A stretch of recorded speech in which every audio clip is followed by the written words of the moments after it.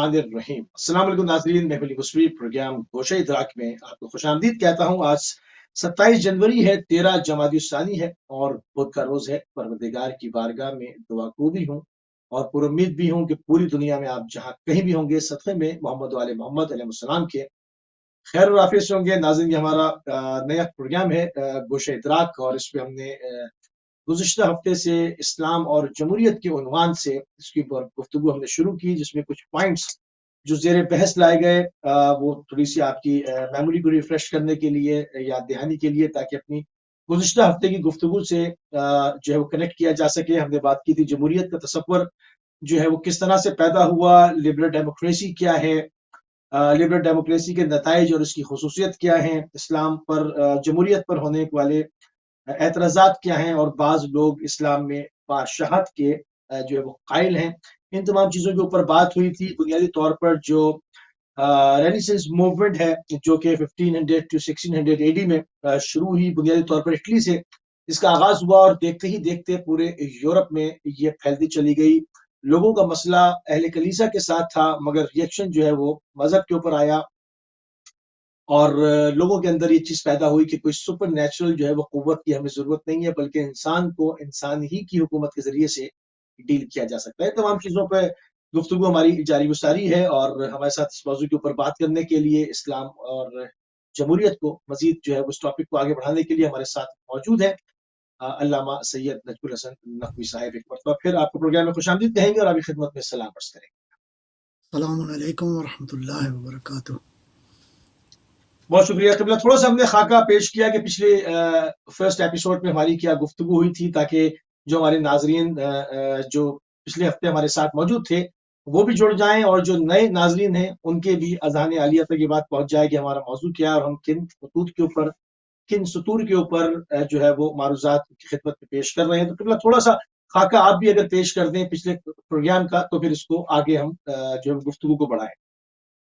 جی، اعوذ باللہ من الشیطان الرجیم، بسم اللہ الرحمن الرحیم۔ میں سب سے پہلے جو ہے وہ قبل اس کے کہ اپنی موضوع پہ گفتگو عرض کروں، آج حضرت ام البنین صلوات اللہ سلام اللہ علیہا کی یوم ولادت ہے، تو اس اعتبار سے تمام تر اہل اسلام کی خدمت میں جو ہے وہ ہدیہ تبریک بھی عرض کرتے ہیں۔ دوسرا یہ ہے کہ بی بی کی شخصیت امیر المومنین علیہ الصلوۃ والسلام کے گھر میں واقعاً ایک ایسی شخصیت ہے جو بہت سارے اعتبارات سے منبع نور ہے۔ ان کی زندگی جو ہے وہ واقعاً ہم مسلمانوں کے لیے قابل اتباع ہے۔ آپ کی زندگی جو ہے وہ اسوہ حسنہ ہے۔ وہ بیوی جو اپنی معرفت اور اپنی شجاعت اور اپنی پاکیزگی اور طہارت کے اعتبار سے واقعاً جن کا نام بہت بلند ہے، درود و سلام ان پر، اور ان کی پاکیزہ اولاد جن کی تربیت آپ نے فرمائی، جس میں ایک بڑا نام جو ہے وہ حضرت ابی الفضل العباس علیہ الصلوۃ والسلام کا ہے۔ تو میں اس موضوع کے حوالے سے عرض کروں، ضروری ہے کہ تھوڑا سا یہ موضوع ایسا ہے کہ مختلف اصطلاحات، مختلف ٹرمینالوجیز کا علم ہونا ضروری ہے، اور اس موضوع کی بیک گراؤنڈ کو سمجھنا ضروری ہے۔ کوئی بھی بات اپنے پس منظر سے جدا نہیں ہوتی۔ کوئی بھی فینومینا جو ہے وہ دنیا میں جو انجام پذیر ہوتا ہے، اس کا پس منظر، اس کا بیک گراؤنڈ، اس کی زمین جو ہے وہ کیا ہے، اس کو سمجھنا بہت ضروری ہے۔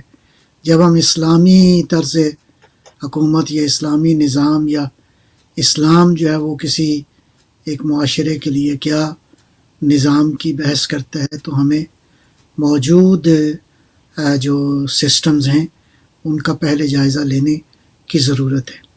تو جمہوریت کے حوالے سے میں نے عرض کیا آپ کی خدمت میں۔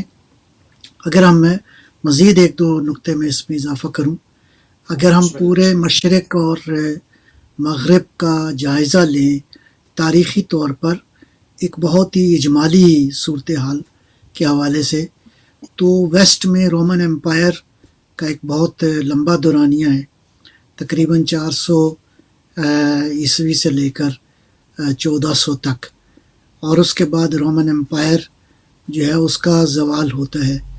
پھر ہم دیکھتے ہیں کہ ویسٹ کے اندر کلیسا جو ہے وہ طاقتور ہو جاتا ہے، تقریباً 300 سال تک کلیسا کی پریکٹیکل یوں سمجھیں حاکمیت تھی، اگرچہ بادشاہتیں تھیں، نظام تھے، لیکن کلیسا جو ہے وہ حرف آخر تھا۔ اہل کلیسا نے کیا کیا، ایک اپنا تاریخی طور پر ایک حصہ ہے۔ پھر آہستہ آہستہ یہ ایک نشأت ثانیہ کی مغرب میں ایک موومنٹ شروع ہوئی، اور اس کے بعد پھر آہستہ آہستہ صنعتی انقلاب، اور اس دوران جو ہے اس صنعتی انقلاب کے حوالے سے اور نشأت ثانیہ کے بعد کے جو حالات ہیں، بہت ساری سوشل اور نظریات، بہت سارے نئی تھیوریز نے جنم لیا، اور اس میں ایک بنیادی نعرہ یہ آیا کہ چونکہ کلیسا کی جو اہل کلیسا، میں کہوں کلیسا نہیں بلکہ اس دور میں اہل کلیسا نے جو ہے وہ جو رائج کیا نظام، اس میں انسانی حقوق کی پائمالی تھی، اس میں واقعاً جو ہے وہ مطلب اس طرح کے حالات ہمیں نظر آتے ہیں کہ ظلم کی ایک نئی شکل تھی، جو کہ رومن امپائر کا ظلم جو ہے وہ تبدیل ہو گیا اہل کلیسا کے ظلم میں۔ نتیجتاً جب یہ موومنٹ آئی، تو جب نئی تھیوریز نے جنم لیا، تو یہاں پہ آزادی اور لبرلزم کا اور سیکولرزم کا بنیادی تصور جو ہے وہ ابھر کے سامنے آیا۔ سیکولرزم یعنی مذہب سے لوگوں نے دوری اختیار کی، مذہب سے برات اختیار کی، اور کہا کہ انسان کو ابھی تک تو کوئی حقوق نہیں ملے، انسان ابھی تک ظلم کی چکی میں پس رہا تھا۔ البتہ یہ اہل یورپ کا خیال تھا۔ اب اس چکی سے نکلنے، اس ظلم کے فضا سے باہر نکلنے کا طریقہ یہ ہے کہ انسان آزاد ہے، اور اس آزادی کی بھی انہوں نے ایک خاص آؤٹ لائن تیار کی۔ اس میں حقوق کی آزادی، اس میں سیاسی آزادی، اس میں مذہب سے آزادی۔ نتیجتاً انسان بظاہر اس نتیجے پہ پہنچا کہ مذہب کی ضرورت نہیں ہے، مذہب ایک انسان کا پرسنل معاملہ ہے، انسان اپنے چھوٹے موٹے جو اخلاقی معاملات ہیں اس کو ٹھیک کرے، اور باقی جو ہے اس زندگی کو بہتر بنانے کے لیے انسان کی فریڈم اور انسان کی عقل جو ہے وہ کافی ہے۔ در نتیجہ جو ہے ایک دو سسٹم جو ہے وہ ہمیں نظر آئے، ایک امپیریلزم کی شکل میں اور ایک سوشلزم کی شکل میں۔ اس کے بعد اگر ہم اجمالی طور پر ادھر جائزہ لیتے ہیں اسلامی ممالک کے اندر یا مشرق کے اس خطے کے اندر، تو یہاں بھی میں بہت مختصر اگر عرض کروں تو نبی مکرم اسلام صلوات اللہ سلام اللہ علیہ کے بعد جو ہے وہ خصوصاً بنی امیہ، بنو عباس اور پھر آٹومن امپائر یہ رہی ہیں۔ اس میں بھی ہم اجمالی طور پر، ظاہر ہے کہ یہ بہت ہی مفصل چیپٹر ہے، اجمالی طور پر یہ ہے کہ یہاں بھی اہل مذہب کا جبر اور استبداد حاکم تھا، یعنی اسلام کی جو اصل حاکمیت کا تصور جو ختمی مرتبہ صلی اللہ علیہ وآلہ وسلم نے مدینہ میں بیان فرمایا اپنی سیرت طیبہ سے، اپنی پریکٹیکل سیرت کے ساتھ، اور یہ سلسلہ جو ہے تو جن بنیادوں پہ یہ سلسلہ بڑھنا چاہیے تھا اس کے بالکل برعکس ہوا۔ بنو امیہ، بنو عباس، آٹومن امپائر، میں دوبارہ عرض کروں گا کہ ریاستی جبر اور استبداد کی ایک نئی شکل جو ہے وہ، تو یہ دونوں مشرق و مغرب میں یہ صورتحال موجود تھی۔ تو یہ وہ پس منظر ہے جو کہ جس کے نتیجے میں پھر جمہوریت کا آئیڈیا جو ہے وہ سامنے آیا۔ اچھا، یہ مدینہ فاضلہ سے کیا مراد ہے، اس کی کس طرح سے آپ تشریح بیان فرمائیں گے؟ میں مختصراً یہ عرض کروں گا مدینہ فاضلہ یعنی مثالی ریاست یا آئیڈیل سوسائٹی آپ اس کو کہہ لیں. تو پچھلی گفتگو میں بھی عرض کیا آپ کی خدمت میں کہ ایسٹ اور ویسٹ میں بہرحال کافی بڑے نام موجود ہیں. ان میں فارابی جو ہیں معلم ثانی کے طور پر اہل اسلام ان کو یاد کرتے ہیں. معلم اول جو ہے وہ ارسطو کو کہا جاتا ہے، مرحوم ارسطو، اور اس کے بعد جو ہیں وہ معلم ثانی کے طور پہ مدینہ فاضلہ، مدینہ تو آراء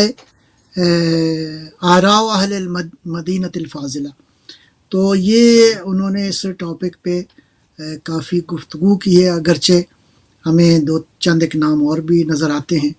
ویسٹ میں مثلا سینٹ اگسٹائن ہیں، انہوں نے سٹی آف گاڈ کا ایک کانسیپٹ دیا.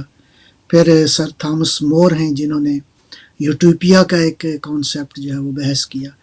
تو یہ سارے کانسیپٹس جو ہیں تقریباً مدینہ فاضلہ اگر ہم ایک کلی عنوان لے لیں تو ریاست کو کیسا ہونا چاہیے، معاشرے کو کیسا ہونا چاہیے، عوام کو اور حکمران طبقے کو کیسا ہونا چاہیے، کون سا نظام ہوگا، کیسے ایک ایسی ریاست جو کہ واقعاً آئیڈیل ریاست ہو.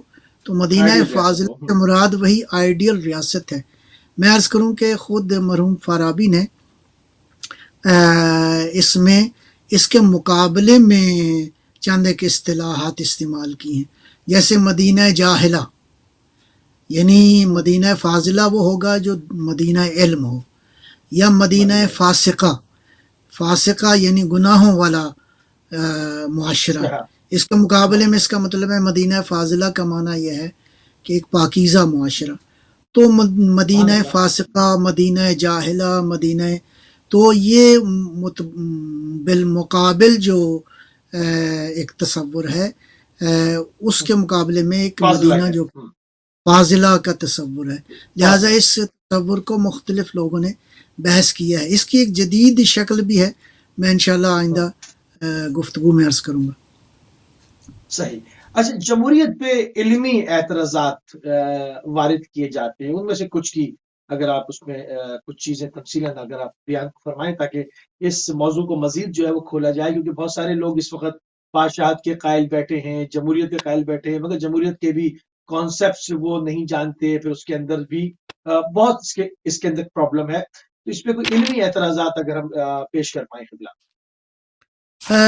میں عرض کروں اپنا یہ جو ہے خود جمہوریت کا جو نظریہ ہے، اس نظریے پر خود جن لوگوں نے بحث کی ہے انہی معاشروں کے لوگوں نے اس پہ کافی سارے اعتراضات بھی کیے ہیں.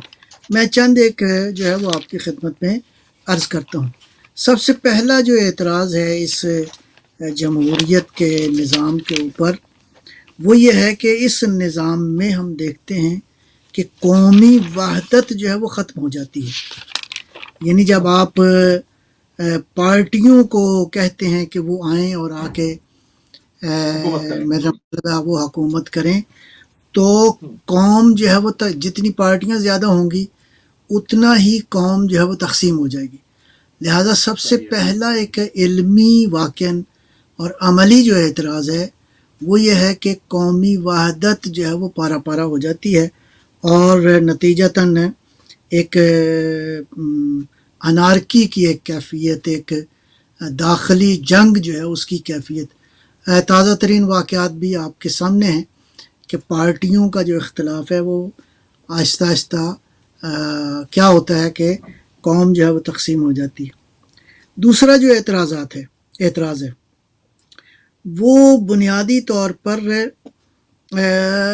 پارلیمنٹ کے اندر جانے والے لوگوں کی اہلیت کا مسئلہ ہے. ایک بڑی تعداد جو ہے وہ نااہل لوگ چلے جاتے ہیں، اور لیجسلیشن جو کہ واقعاً انسانی معاشرے، خود انسانوں کے حقوق اور سارے معاملات کے حوالے سے ایسے لوگوں کے ہاتھ میں یہ لیجسلیشن ہونی چاہیے جو واقعاً ان حقیقتوں کو سمجھتے ہوں. یہ ساری حقیقت نتیجتاً ہم دیکھتے ہیں خصوصاً تیسری دنیا کے ممالک میں تو جہاں جہاں پارلیمنٹ کا تصور ہے، ورنہ تو یہ ہے کہ جدید جو ممالک ہیں ان کے ہاں بھی یہ مثالیں اب ہم نے دیکھی ہیں مسلسل موجود ہے. کہ جو لوگ بالکل اصلاً علمی اعتبار سے کوئی ان کا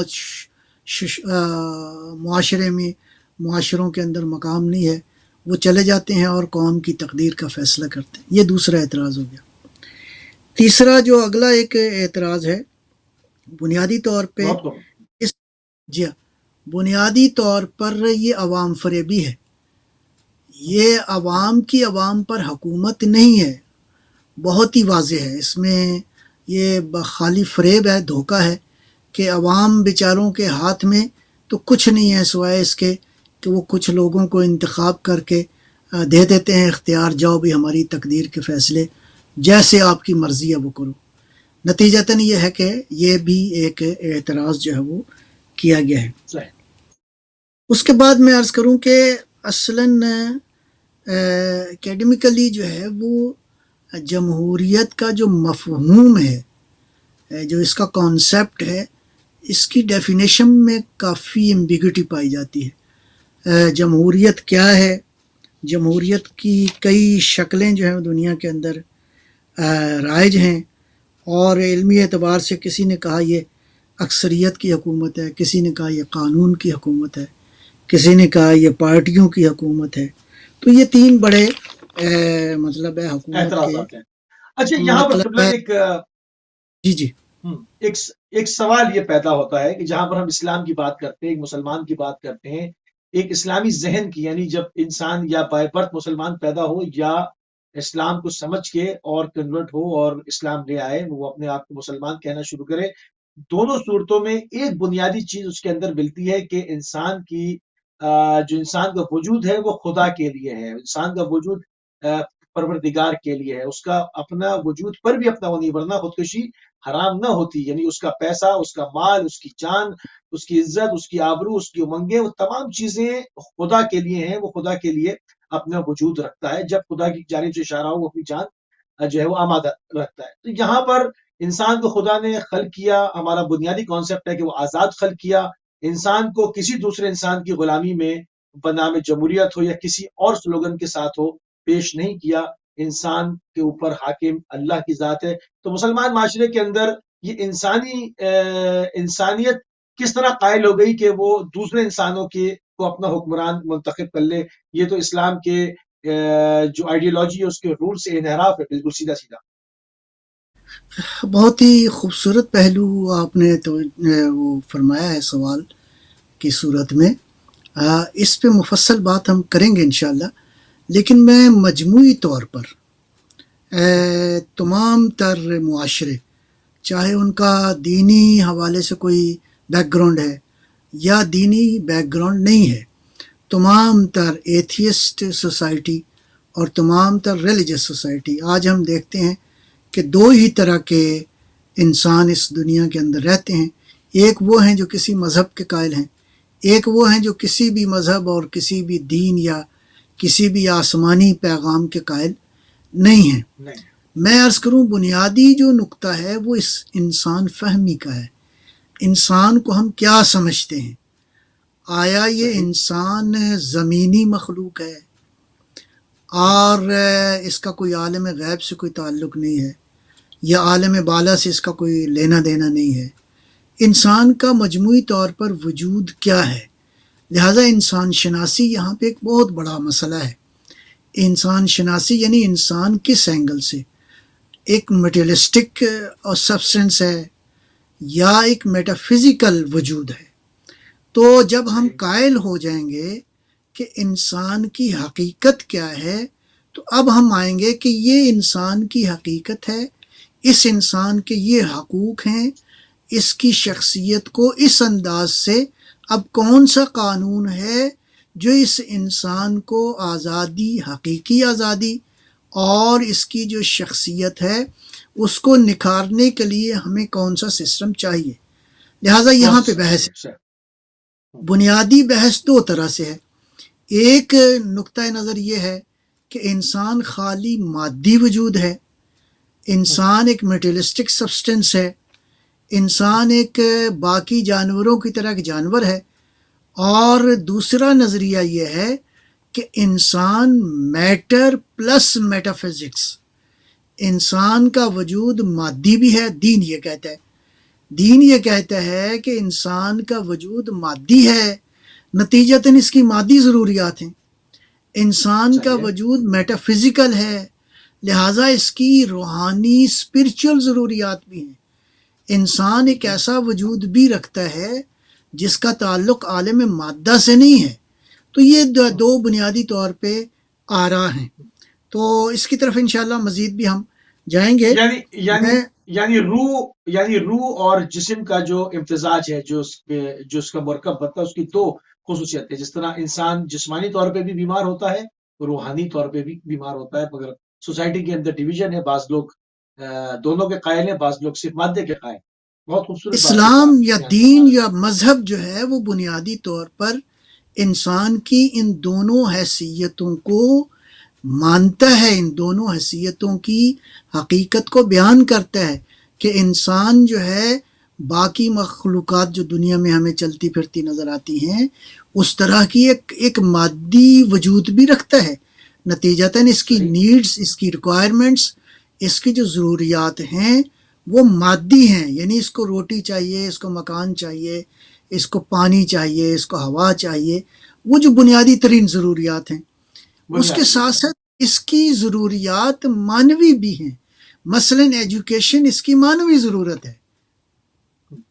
یعنی انسان کی جو روحانی جو اصل حقیقت ہے، اور اس حقیقت کو بھی جو ہے وہ کچھ نہ کچھ ایک ایسا نظام ہونا چاہیے کہ انسان دونوں جہتوں میں ترقی کرے. لہذا اس کو دلائل کے ساتھ انشاءاللہ ہم کریں گے بات. لہذا یہ بنیادی ایک فرق ہے. اس جمہوریت کے حوالے سے ایک نقطہ اور میں عرض کروں گا، وہ ہے آزادی اور مساوات کا جو نعرہ ہے، جو سلوگن ہے. اس نعرے میں بہت بڑا کنٹرڈکشن پایا جاتا ہے، بہت بڑا ایک تضاد ہے، بہت بڑا ایک تعارض ہے. جی ہاں، وہ اگر سب لوگ آزاد ہو جائیں تو پھر مساوات نہیں رہتی. اگر سب آزاد ہو جائیں، یعنی اگر ہر انسان آزاد ہو جائے، جی اگر سارے انسان آزاد ہو جائیں، اپنے ارادے کے تابع ہو جائیں، تو پھر آپ مساوات کا تو تصور ختم ہو گیا. اچھا، اب کیا کہتے ہیں، مال و دولت کے حوالے سے جو ہے وہ اونچ نیچ تو معاشروں کا حصہ ہے. جب ہر کوئی برتری کا خواہش مند ہوگا تو کون اونچا ہوگا، کون نیچا ہوگا. اس کا مطلب ہے ظلم کا ایک بازار گرم ہو جائے گا. در نتیجہ آپ کو ایک آؤٹ لائن بنانی پڑے گی. آزادی کا معنی کیا ہے اور مساوات کا معنی کیا ہے. اچھا، پھر ہم کہتے ہیں کہ اس جمہوریت میں نارملی نعرہ تو یہ لگایا جاتا ہے کہ در حقیقت بعض لوگ کہتے ہیں کہ مال و دولت میں مساوات نہیں بلکہ قانون میں سب لوگ مساوی ہیں. لیکن حقیقت یہ ہے کہ حالات ان معاشروں میں ایسے ہیں کہ عدم مساوات کی یعنی لا تعداد مثالیں ہمیں ان معاشروں میں ملتی ہیں. ایک اور میں آخری نقطہ فی الحال یہاں پہ عرض کروں گا، وہ یہ ہے کہ یہ جو نمائندوں کا انتخاب ہے، بنیادی طور پر اس انتخاب میں ایک تو زمانہ بہت محدود ہوتا ہے. 4 سال مثلا فرض کریں، 5 سال، بالکل صحیح، جی مثلا 4 سال کا. نتیجتاً یہ لوگ حقیقت میں بہت ہی سطحی تصورات لے کر آتے ہیں، اور وہ جو انسان کے اندر ایک طاقت بیٹھی ہوئی ہے ہوائے نفس کی، نتیجتاً اپنے مفادات کو اور اس اعتبار سے کہ ہمیں آئندہ بھی ہمیں اقتدار مل جائے، یہ ٹائم اسی میں گزر جاتا ہے. حقیقی مسائل کی طرف نارملی جو ہے وہ ٹائم نہیں جاتا. لہٰذا یہ ہے کہ پریکٹیکلی ہم یہ دیکھتے ہیں کہ یہ جو ووٹرز ہوتے ہیں یہ بنیادی طور پر غلام ہیں، بندے ہیں، سوائے اس کے کہ انہوں نے ان نمائندوں کو کی خواہشات کی تکمیل کے لیے سارا میدان ان کو کھلا دے دیا ہے. تو یہ وہ بنیادی اعتراضات ہیں جو میں سمجھتا ہوں کہ اس نظریے کے اوپر خود مغرب میں یہ اعتراضات ہوئے ہیں. نتیجتاً ہم دیکھتے ہیں کہ اس نظام کے اندر عوام کا ارادہ حاکم نہیں ہوتا، ان نمائندوں کا ارادہ حاکم ہوتا ہے، اور مساوات کا بھی تصور بہت ہی اس میں ابہام پایا جاتا ہے. نتیجتاً اس میں جو نئی شاخیں برآمد ہوئی ہیں، نئی فکریں اور نئی سوچیں برآمد ہوئی ہیں، اس کے اندر ایک ڈیپ اسٹیٹ کا کانسیپٹ آ گیا. بظاہر پارٹیز کی حکومت آ رہی ہے، آپ اس پارٹی کے ووٹر ہیں، آپ اس پارٹی کے ووٹر ہیں، آپس میں دشمنیاں ہیں. ایک معاشرے کو مختلف پارٹیوں کے نام سے یوں ہی ڈیوائڈ کر دیا. Number one.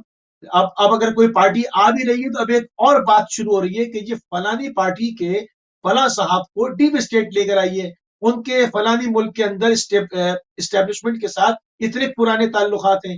تو اب یہاں پر جمہوریت کی ایک نئی شکل سامنے آ رہی ہے.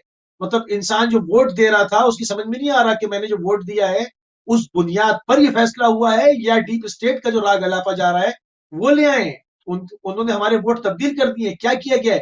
اور یہ صرف یہاں نہیں، یہ بات امریکہ سے، واشنگٹن سے بھی اس کی گونج ہے. یہ صرف تھرڈ ورلڈ کی پاکستان کی جمہوریت کا حسن نہیں ہے، یہ حسن الحمدللہ وہاں بھی پہنچ گیا. تو یہ جو مختلف چیزیں ہیں، یہ اس میں سے تو نئی چیزیں برآمد ہو رہی ہیں. بہت ہی جی بالکل ایسے ہی ہے. اس کو اگر میں کلی اس کا جواب دوں تو حقیقت امر یہ ہے کہ بنیادی طور پر اس نظام میں خرابی ہے. خرابی کہاں پر ہے؟ اب اس خرابی کو مثلا فرض کریں، میں دو باتیں ابھی عرض کروں گا. تقریباً اس پیغام کے حوالے سے جو آسمانی اور دینی پیغام ہے، الہی پیغام ہے، اس میں جو ایک بنیادی ترین نقطہ ہے، مثلا پارٹیوں کی ضرورت نہیں رہتی اگر آپ امر بالمعروف اور نہی عن المنکر کی حقیقت کو سمجھ جاتے ہیں. سبحان اللہ. یعنی اگر ہر نمائندہ لیجسلیشن کے اندر بیٹھا ہوا ہے تو یہ اس کی الہی اور ڈیوائن رسپانسبلٹی ہے کہ وہ اپنی پوری معرفت، اپنی پوری آگاہی، پوری دیانت کے ساتھ جو ہے اپنی رائے کا اظہار کرے. تو جو فرمایا آپ نے، نیکی کا امر کرنا اور برائی سے روکنا. لہذا انسان کے وجود کے اندر ہی ساری حقیقت موجود ہے، علیحدہ سے پارٹی بنانے کی ضرورت ہی نہیں ہے. یعنی جو نمائندے آئیں گے، فرض کیا ہم نے یہ طے کر لیا کہ طریقہ کار یہی ہوگا، اور نمائندوں منشور بنا ہوا ہے نا. جی الہی منشور بنا ہوا ہے. منشور بنانے کی کیا ضرورت ہے؟ بہت خوبصورت بات کر رہے ہیں. میں وہی یہی عرض کر رہا ہوں کہ دیکھیں، خدا دین یہ کہتا ہے کہ دیکھو یہ تمہاری ایک الہی ڈیوائن رسپانسبلٹی ہے کہ تم جہاں بھی کوئی بات کرو گے، نمبر ایک، پہلے مرحلے میں اس بات سے تمہیں آگاہ ہونا بہت ضروری ہے. تو پہلے مرحلے میں سمجھتا ہوں کہ میرے معاشرے کی ضروریات کیا ہیں، میرے معاشرے کے انسانوں کی ضروریات کیا ہیں، اس معاشرے کے سیاسی، سماجی، اقتصادی، دینی، علمی، تعلیمی، انسانی اور بین الاقوامی، یا یہ سارے جو موضوعات ہیں، ان حوالے سے اس کا مطلب ہے کہ لیجسلیشن کے لیے نارمل آدمی کا انتخاب نہیں ہوگا. نہیں، پارلیمنٹ میں وہی جائے گا. اس کو بڑے خوبصورت انداز سے علامہ اقبال مرحوم نے جو لیجسلیشن کا ایک تصور دیا ہے، وہ پارلیمانی اجتہاد ہے. یعنی پارلیمنٹ میں معمولی لوگ نہیں جانے چاہیے، کوئی پتہ ہی نہ ہو اس کا سابقہ کیا ہے، اس کا، میرا مطلب اس شخص کی حقیقت اس کا بیک گراؤنڈ کیا ہے، یعنی اس کا بیک گراؤنڈ کیا ہے. بنیادی طور پر اسلام سے آگاہ ہو، معاشرے سے آگاہ ہو، انسانوں کی ضروریات، اس مملکت کی، اس ریاست کی ساتھ اس کو عشق ہو، محبت ہو، انسانوں کے ساتھ محبت ہو، اور آگاہ ہو، بصیر ہو. ایسا نہیں ہے کہ میرا مطلب ہے اب اس کو نئے سرے سے پڑھنے کی ضرورت ہوگی. تو نتیجتاً جب وہ جائے گا، جا کے وہاں بیٹھے گا، اپنی رائے دے گا، تو اس کا مطلب ہے اس کی رائے سالڈ ہونی چاہیے، اور اگر کہیں خرابی دیکھتا ہے چاہے کسی پارٹی میں موجود ہے، اس خرابی کا وہ اظہار کرے، نہ یہ کہ پارٹی کی خاطر اس بیچارہ کی بدبخت کی نہ دنیا اور نہ آخرت۔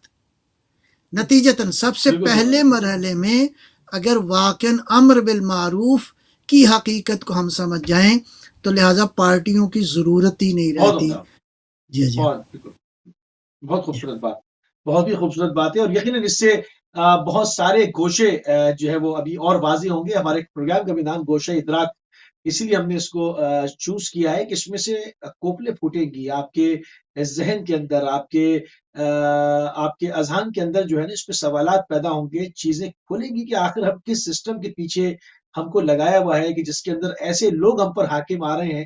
جیسے آپ بعض دفعہ بعض سیاست دانوں کے مذہب خیز بیانات سنتے ہیں، حالانکہ وہ انہوں نے بڑی سنجیدگی میں دیے ہوتے ہیں۔ ایک صاحب ہیں، 60 سال سے اوپر کی عمر ہے، اور وہ آ کر کہتے ہیں کہ ہمیں ایک نئی مطلب ایک بچی جس کو کھڑا کیا گیا، کیونکہ سیاست دانوں کے بچے بھی حاکمی پاکستان میں ہوا کرتے ہیں، تو بڑے اس پر کہہ رہے ہیں کہ وہ ہم ان سے اب بہت سیاست سیکھیں گے، حالانکہ اپنی عمر ان کی 60-65 سال کی تھی۔ تو یہ جو ایک کھوکھلا نظام ہے جو لوگوں کے اوپر حکومت کرنے آیا ہے، صرف 4 سال اپنے دیکھ رہا ہے کہ اس کے اندر کس تیزی کے ساتھ اپنی جائیدادوں کو وسعت دی جائے، کہاں بیرونی اثاثے بنائے جائیں اور رفو چکر اجائے جائے، پھر جو ہے وہ ایک شور مچتا ہے تو مچتا رہے۔ آپ کے سامنے یہ تمام چیزیں تھوڑی سی گفتگو کو اور آگے بڑھاتے ہیں، سب چیزوں کو آنے والے پروگرامز کے اندر سمیٹیں گے، اور ان کے ایک ایک گوشے کے اوپر، ایک ایک کونے کے اوپر جو ہے وہ مدلل جو ہے وہ دلائل آپ کی خدمت عالیہ میں پیش کی جائیں گے۔ جمہوریت کے مقابلے پہ قبلہ اسلام کی کیا رائے ہے، یہاں پر آ جاتے ہیں کہ اسلام کے پاس کیا منشور ہے انسانیت کی بقا اور فلاح کے لیے۔ میں عرض کروں کہ بنیادی جو ستون ہیں ان کو سمجھنے کی ضرورت ہے، کسی بھی ریاست کے حوالے سے اور پبلک کے حوالے سے۔ نمبر 1، پہلی جو بات ہے وہ خود انسان کا تصور ہے کہ انسان کی اصل میں حقیقت کیا ہے۔ نمبر 1، اگلے مرحلے میں جب ہم یہ تصور کر لیتے ہیں کہ انسان مادی بھی ہے اور انسان کا وجود غیر مادی بھی ہے، انسان کا کنیکشن اس عالم کے ساتھ بھی ہے اور عالم غیب کے ساتھ بھی ہے، ایک واسطے کے ساتھ کہ خالق متعال نے انسانوں کے درمیان اپنی بات کو، نظام کو پہنچانے کے لیے انبیاء علیہم السلام ایک معصوم ہستی کو درمیان میں رکھا۔ ٹھیک ہے جی، صحیح۔ تو جو اپنے ذاتی مفادات کی بنیاد پر نہیں بلکہ خدا کی طرف سے دیے ہوئے نظام کو اس کی راہیں ہموار کرنے کے لیے جو ہے وہ انسانوں کے درمیان اس حقیقت کو واضح کرے۔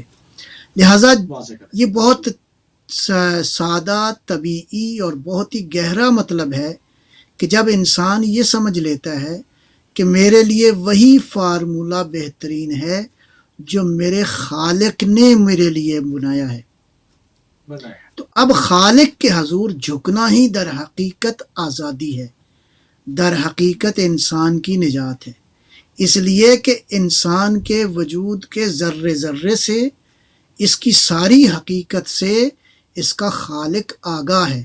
نتیجتاً حکومت کا وہ نظام جس کے اندر ایک عادل جب معصوم موجود ہیں تو ان کے ہوتے ہوئے کسی اور کو جو ہے وہ حق حاصل نہیں ہے۔ اصل حق کے حکومت جو ہے وہ اللہ کا ہے، لیکن حق کے حکومت اللہ نے اپنے نمائندوں کو تفویض کیا ہے، ان نمائندوں کو جو بشریت میں تمام تر محاسن کے حامل ہیں۔ ٹھیک ہے جی، جب تمام تر محاسن کے حامل ہیں تو یہ دوسرا نقطہ ہے کہ اب ہم حکومت کا حق کس کو ہوگا؟ ہر ایرے غیرے کو نہیں ہوگا، عادل انسان کو ہوگا، عادل انسان سامنے شفاف ہو، جس کا بیک گراؤنڈ شفاف ہو، عالم ہو، عالم بالقرآن والسنہ، یعنی خدا کے پیغام کو بھی سمجھتا ہو اور اس زمانے کی حقیقتوں کا ادراک بھی رکھتا ہو، لہٰذا اس کو حق حکومت حاصل ہے اللہ تعالیٰ کی نمائندگی میں، ہر ایر غیر کو حاصل نہیں ہے۔ البتہ یہاں پہ ایک پہلو نکلتا ہے کہ یہ جو اللہ کے نمائندے ہیں، یہ جو عادل انسانوں کا گروہ ہے، ان عادل انسانوں کے گروہ کو کہ یہ عادل ہی در حقیقت عوام پر حق کے حاکمیت رکھتے ہیں، یہ تو اس کے لیے ووٹوں کی ضرورت نہیں ہے، البتہ ووٹوں کی اس اعتبار سے ضرورت ہے کہ عوام اطمینان حاصل کریں کہ یہ لوگ ہیں جن کو ہم اختیار دیتے ہیں، ہماری تائید ان کو حاصل ہے۔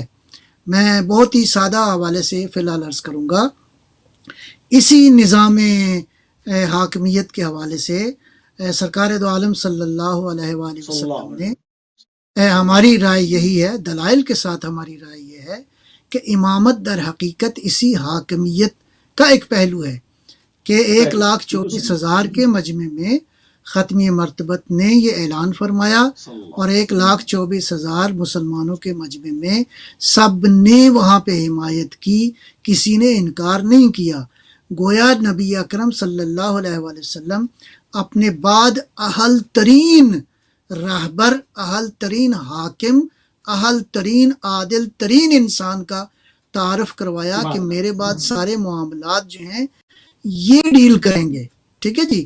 تو لہٰذا جو بنیادی طور پر اصول یہ ہے جمہوریت اس عنوان سے کہ آج بھی اگر کوئی عادل انسانوں کی ایک جماعت ہو، عادل عالم پڑھے لکھے، عالم اور عادل دونوں شرطیں ضروری ہیں۔